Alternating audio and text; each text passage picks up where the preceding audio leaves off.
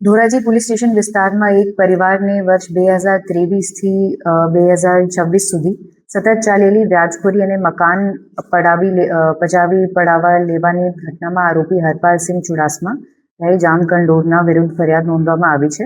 ફરિયાદી અરવિંદભાઈ દેવરાજભાઈ ચાવડા રહે ધોરાજી પોતાની કેન્ટીનનો ધંધો ચલાવવા માટે આશરે 3 વર્ષ પૂર્વે આરોપી પાસેથી ₹5,03% માસિક વ્યાજ લીધેલા હતા. સાથે જ આરોપી ફરિયાદી પાસેથી એક બ્લેન્ક ચેકબુક પણ લીધેલી. ત્યારથી માસે વ્યાજ ચૂકવતા કુલ ₹60,000થી વધુ રકમ વ્યાજ પેટે ચૂકવી અને ધંધો બંધ પડતા છેલ્લા 7 માસથી વ્યાજ ચૂકવવામાં અસમર્થ બનેલ ફરિયાદીને આરોપીએ વ્યાજના પૈસા નથી આપો તો હાથ પગ ભાંગી નાખીશ અને રસ્તા પર લાવી દઈશ એવી જાનથી મારી નાખવાની ધમકી આપી ધોરાજીમાં આવેલ આશરે 35 લાખ બજાર ભાવ ધરાવતું મકાન માત્ર 11 લાખની લોન સામે પોતાના નામે કરાવી લીધું.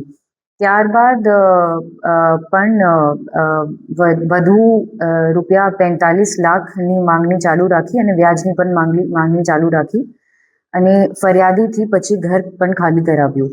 ત્યારબાદ ફરિયાદીથી લીધેલા બ્લેન્ક ચેક પણ ખોટી રકમ ભરીને ચેક બાઉન્સ કરાવીને ફરિયાદી પર નેગોશિયેબલ ઇન્સ્ટ્રુમેન્ટ્સ એક્ટનો પણ કેસ કરાવ્યો. ધોરાજી પોલીસ સ્ટેશનમાં ભારતીય ન્યાય સંહિતા 2023ની કલમ 308(5) તથા ગુજરાત નાણાં દેહધાર અધિનિયમ 2011ની કલમ 40 અને 42 અન્વયે ગુનો નોંધની તપાસ પોલીસ સબ ઇન્સ્પેક્ટર AB કાકડિયાને સોંપવામાં આવી છે અને આરોપી હવે પોલીસની ધરપકડમાં છે.